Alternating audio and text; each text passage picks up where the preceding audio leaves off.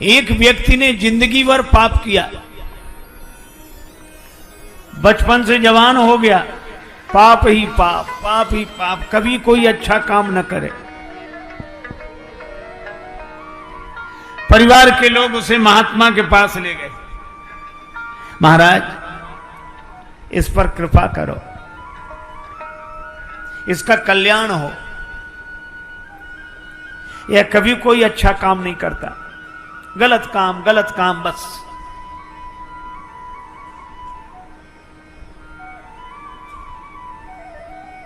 महात्मा ने कहा कोई बात नहीं, हमारे पास छोड़ दो। महात्मा ने उससे कहा कि तुम हमारे साथ रहोगे? बोला साथ रहने में कोई आपत्ति नहीं, पर हमसे भजन के लिए मत कहना। महात्मा बोले क्यों? तो कहने लगा कि भजन की बात सुनते ही हमें सिर दर्द होने लगता है,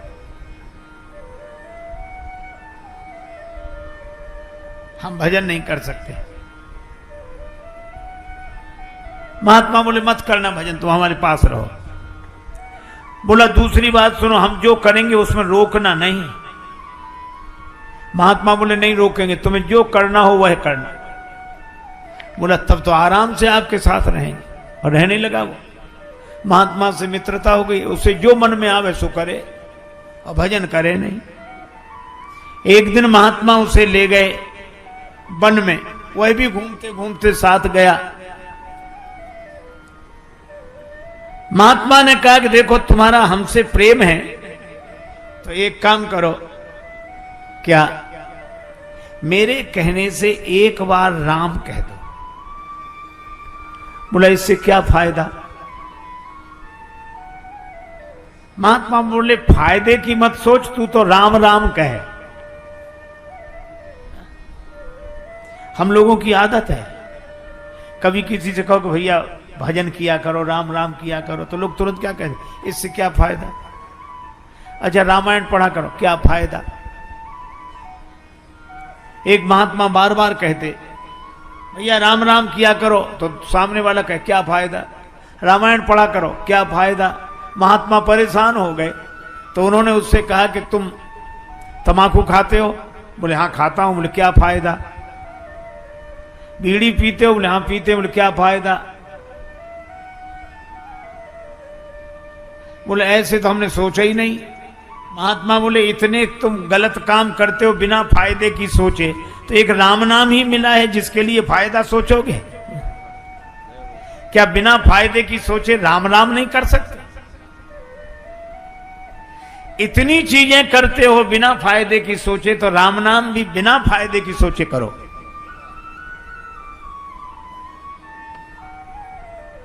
बोला एक बार बोलूंगा। महात्मा बोले बस एक बार। वह बोला राम, महात्मा बोले बन गया काम। बस एक मेरी बात और सुन ले, क्या इस नाम के बदले में कोई कुछ मांगने के लिए कहे तो मांगना मत, कह देना नाम के बदले में जो मिलता हो वो मुझे दे दो, ठीक है? महात्मा ले आए उसे कि इसका काम बन गया, इसे जो करना हो करने दो। परिवार वालों ने कहा ठीक है।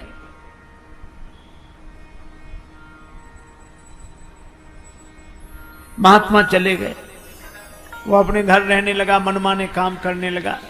लेकिन एक दिन जब वो मरा तो लोग गए कि ये मर गया मर गया। यमदूत उसे यमलोक ले गए, यमराज के सामने। यमदूतों ने हिसाब सुनाया कि इसने जीवन भर गलत काम किए हैं, एक बार एक महात्मा के कहने से राम कहा है बस।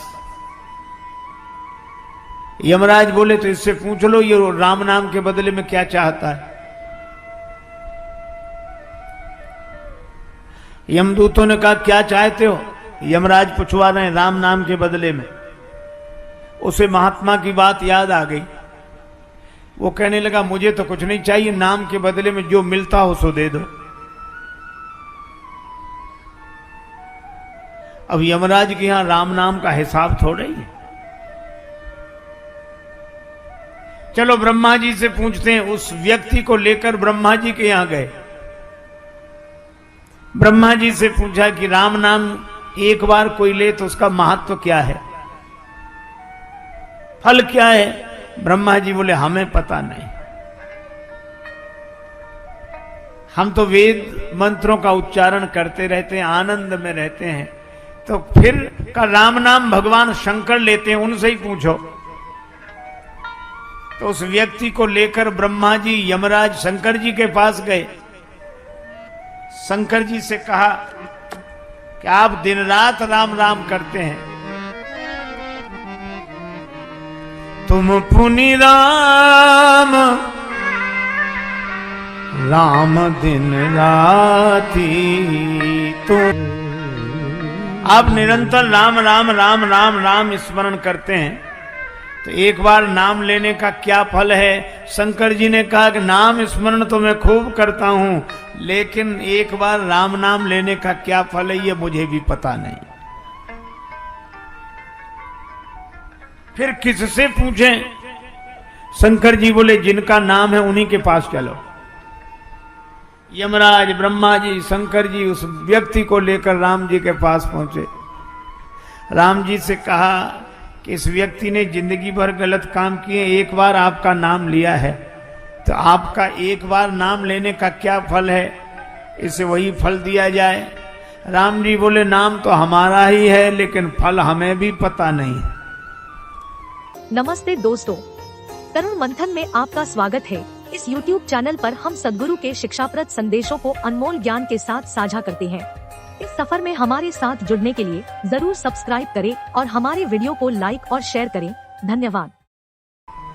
तब तुलसीदास जी ने लिखा, कहो कहाँ लगी नाम बड़ाई, राम न सकहीं नाम गुण गाई। राम न सकहीं नाम गुण गाई। पर इसने एक बार नाम लिया है तो ये मेरे पास आ गया, अब इसको मेरे ही पास छोड़ दो, तुम लोग जाओ। एक बार एक विदेशी कुत्ता, विदेश से कुत्ता अपने देश भारत में आया। तो अब कल्पना है आया होगा तो हवाई जहाज से उतरा होगा कि नहीं? उतरा तो जैसी कि परंपरा है, हर एक अपने समाज के प्राणी को हर कोई चाहता है, तो यहाँ के कुत्ते स्वागत के लिए गए। वो उतरा, कुत्तों में जैसा होता है पूंछ हिलाकर, उधर से आए तो उसने पूंछ हिलाई, यहाँ वालों ने हिलाई। यहाँ के कुत्तों ने कहा कि आपके चरण स्पर्श से धरती धन्य हो गई। कुत्तों के भी चरण स्पर्श से धरती धन्य हो जाती अगर वो विदेशी हो तो। आप कहाँ रहने, कहाँ घूमने का विचार है? कहाँ जाएंगे ताकि व्यवस्था वहां की जाए वैसी? बोला कहाँ अब तो यहीं रहेंगे, यहीं बसेंगे, यहीं की नागरिकता, यहीं रहेंगे। तो यहाँ वाले को तू बाहर है, बोली तो बड़ी खुशी हुआ मन से। बोले काहे को, यहाँ तो हम ही काफी हैं, तुम काहे को? लेकिन उन्होंने कहा कि तुम्हारा स्वास्थ्य तो अच्छा दिखता है, तो जहाँ जिस देश से आए हो क्या वहाँ खाने पीने की सुविधा? अरे यहाँ से बहुत अच्छी सुविधा खाने पीने की। वहाँ जलवायु क्या कहने, वहाँ का जलवायु बहुत अच्छा। कहा जब तुम्हारे वहाँ सब कुछ अच्छा है तो यहीं क्यों रहना चाहते हो? बोला एक कारण है। क्या? बोले खाने पीने को वहाँ अच्छा, जलवायु वहाँ अच्छा, फिर यहाँ क्यों रहना चाहते? बोले एक ही कारण है। क्या? बोले भौंकने की उतनी सुविधा वहाँ नहीं है जितनी यहाँ। जो मन में आए जो समझ में आवे। इन राजाओं से धनुष तो हिला नहीं, काम तो इतना बनता नहीं। ले उछड़ा ऐसे ही, सीता जी को छुड़ा लो, पकड़कर दोनों भाइयों को बांध लो, जनक जी सहायता करें तो उनको भी युद्ध में जीत लो, वहीं बैठे रहे, हिले तक नहीं अपनी जगह से। अच्छा छीनने की वृत्ति क्यों आई? छुड़ा लो। कर्तव्य का पालन करें तो उपलब्धि होती ही है। कर्तव्य का पालन जिनसे नहीं होता वो छीनने की वृत्ति आ जाती है, ऐसे छीन लो, इसे छुड़ा लो ऐसे। अब राम जी तो चुप, लक्ष्मण जी को बड़ा क्रोध आया। भूप वचन सुन इत उत तकहीं। राजाओं की बात सुनकर कभी लक्ष्मण जी इधर देखते, कभी उधर देखते हैं। इधर उधर इसलिए देखते हैं कि किधर से आवाज आ रही, कौन है, पर वो दिखे नहीं, हल्ला मचे बस इधर। लेकिन लखन राम डर बोल न सकहीं। लक्ष्मण जी को राम जी का डर है कि वो बोलते नहीं हैं, कि राम जी फिर कहेंगे कि ये राम जी ने लक्ष्मण जी की तरफ देखा तक नहीं, कि अगर इशारा कर देंगे तो यहां दीप दीप के भूपति इकट्ठे हैं, ये तो कितना बड़ा युद्ध होगा, विश्व युद्ध हो जाएगा, इतने लोग इकट्ठे हैं। तो युद्ध को टालना चाहिए, युद्ध के परिणाम बुरे होते हैं। राम जी इसलिए नहीं देखते, शांति रहे, हम शांति प्रिय हैं। लक्ष्मण जी ने कहा कि सो तो ठीक है, युद्ध तो हम भी नहीं चाहते, शांति प्रिय होना ही चाहिए, लेकिन इसका यह भी अर्थ नहीं कि जिसके जो मन में आए सो कहे, जो करना हो सो करे, हम शांति प्रिय हैं। हमारी इस महानता को कोई मजबूरी समझे तो ठीक नहीं है। एक सज्जन बड़े संपन्न आदमी कथा में जाते ही नहीं थे, पत्नी ने कहा कि चले जाओ। बड़ी मुश्किल से एक दिन पत्नी के कहने पर गए। लोगों ने देखा कि संपन्न आदमी पहली बार कथा में आया, कथा शुरू नहीं हुई थी, व्यास जी आकर बैठे थे। लोगों ने उन्हें देखा कि आइए आइए आइए आइए, सब लोग आइए आइए हो गया। आसन बिछा दिया, कहा बैठिए बैठिए, बैठ गए। कथा शुरू हो इसके पहले ही जाते ही नींद जुड़ाई हुई, सो गए। अब सो गए तो ऐसे आदमी को जगाए कौन, किसी ने नहीं जगाया। कथा पूरी हो गई, व्यास जी भी चले गए, सब श्रोता चले गए। अब वही आदमी बैठा था जिसकी दरी बिछी थी, तो उसने धीरे से जगाया, बोले जाइए, कथा हो गई। हाँ हो गई, बड़ा आनंद आया, बहुत आनंद। घर पहुंच गए, पत्नी ने कहा कथा सुनी, हाँ सुनी, पर वहां 3 तो शब्द आइए बैठिए जाइए बस। पत्नी ने कहा अभिमानी आदमी है, दोबारा जाएगा नहीं। कहा ये तुम्हारे लिए मंत्र हैं, कल फिर जाना। तो अपने कमरे में जाकर बैठा, नींद नहीं आ रही थी, कथा में सो के आया था, घर में कैसे नींद आवे। बिजली बंद कर दी, अब लेट है, नींद बैठ गया। पत्नी ने कहा ये मंत्र है, तो मंत्रों का जप करे, तो बार बार कहा आइए बैठिए जाइए, आइए बैठिए जाइए। अंधेरा था, घर में घुसा चोर। चोर ने जैसे ही प्रवेश किया, ये बोला आइए। चोर ने कहा किसने देख लिया। तो चोर दबे पांव पीछे खिसकने लगा, तो ये बोला बैठिए। अरे बोले इसने पहचान लिया। तब तक चोर भागा, और भागा तो ये बोला जाइए। चोर ने समझा पहचान लिया, पकड़वा देगा कल। तो चोर दौड़ा दौड़ा आया, इसी के चरणों में गिर गया। चरण पकड़ ली, जो रुपया पैसा लाया था सो चढ़ा दिया, मुझे बचा। ये घबराया कि मंत्र इतनी जल्दी सिद्ध हो गए।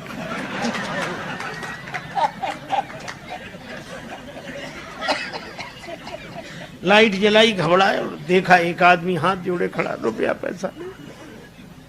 अरे भाई तुम कौन हो? वो कहे आप तो सब जानते हो, हमसे काहे को कहलाते हो, और ले। रुपया पैसा चढ़ा के गया। पत्नी को जगाया कि मंत्र तो बड़ी जल्दी सिद्ध हो गए।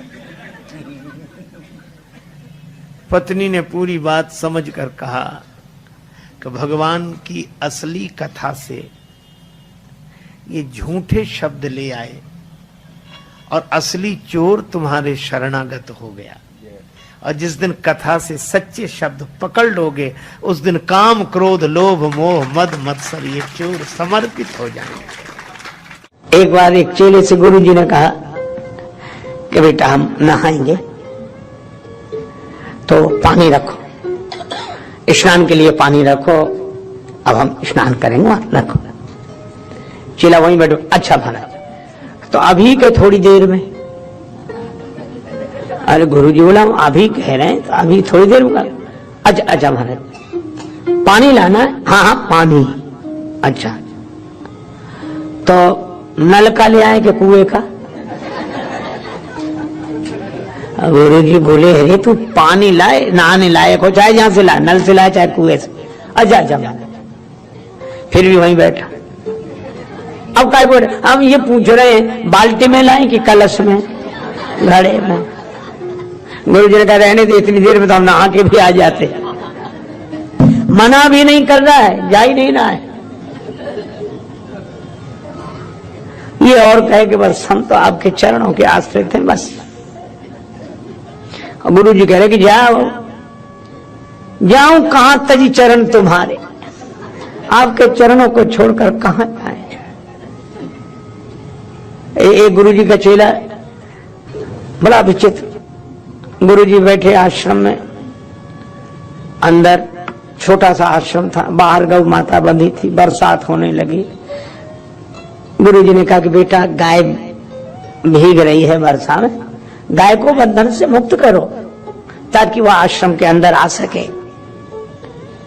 चेला बैठे बैठे बोला गुरु जी बंधन से मुक्त करना तो आप जैसे महापुरुषों का काम है, हम जैसा जीव भला क्या किसी को बंधन से मुक्त कर सकता है जो खुद बंधन में पड़ा। क्षमा करें, यह अनधिकार चेष्टा हमसे नहीं होगी। बोलो गुरु जी भी समझ गए कि चेला नहीं गुरु ही मिला है।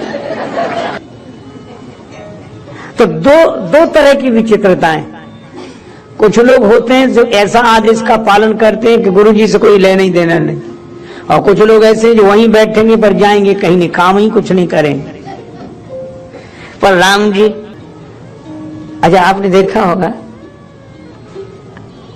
जब लोगों का या शिष्यों का मान बढ़ जाए ना तो फिर गुरु जी के प्रणाम करने का ढंग भी बदल जाता है।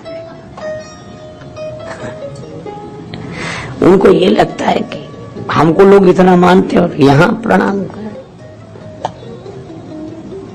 एक गुरु जी का चेला था जो सवेरे 4 बजे आता था प्रणाम करने, अंधेरे में, बस सवेरे ही कर जाए। एक ने कहा कि बड़ा भक्त है साहब, ब्रह्म मुहूर्त में आता है। अरे हमने कहा का भक्त है, ये इसलिए प्रणाम इस समय करता है ताकि इस समय कोई देखे नहीं, दिन भर नहीं करेगा। और दिन भर सचमुच नहीं करता था, दिन में तो ऐसे बताता था गुरु जी को हाँ जानते हैं मां है, तो लोगों में इज्जत भी बनी रही। और सवेरे सवेरे प्रणाम कर जाए 4 बजे तो गुरु भक्ति भी बनी रही, गुरु जी भी खुश। बात अटपटी है पर प्रेम भरी है। एक बार एक महात्मा राजस्थान में गए, वहां का एक आदमी उन्हें लेकर गया अपने गांव में, और बड़ा इंटीरियर में गांव, वृद्धा माता। उसने माता से कहा कि माँ गुरुजी आए हैं प्रणाम कर। तो बोली टूटी फूटी मारवाड़ी बोली में कहने लगी गुरुजी थारे खुर छू, और गुरुजी को गुरुजी कह रही थी और चरणों को खुर। महात्मा ने कहा, डांटा पर मधुरता से डांटा, माता जी ऐसे बोलती हो महात्माओं से, नरक जाओगी नरक।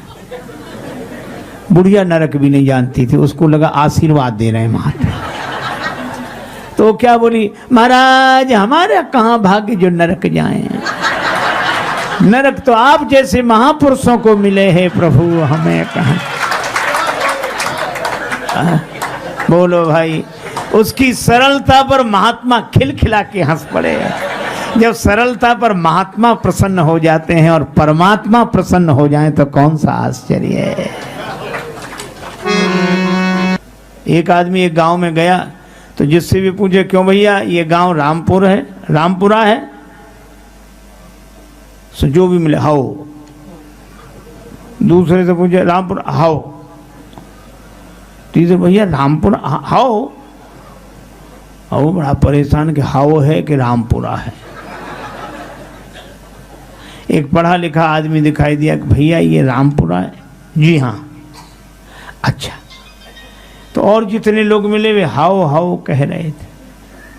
तो उस व्यक्ति ने कहा कि पढ़े लिखे लोग जी हाँ बोलते हैं, बिना पढ़े लिखे लोग हाओ बोलते हैं। तो उस आदमी ने कहा कि बड़ी खुशी, आप तो पढ़े लिखे हैं। तो बोला हाओ। असली बात निकल गई। केवट भी बोला जब लग्न पाए पखारी हो, तब लग्न तुलसीदास नाथ कृपालु पार उतारी हो। और भगवान राम ऐसे में भी मुस्कुराते हैं। ये राम जी का संतत्व है। नमस्ते दोस्तों, तरुण मंथन में आपका स्वागत है। इस YouTube चैनल पर हम सद्गुरु के शिक्षाप्रद संदेशों को अनमोल ज्ञान के साथ साझा करते हैं। इस सफर में हमारे साथ जुड़ने के लिए जरूर सब्सक्राइब करें और हमारे वीडियो को लाइक और शेयर करें। धन्यवाद।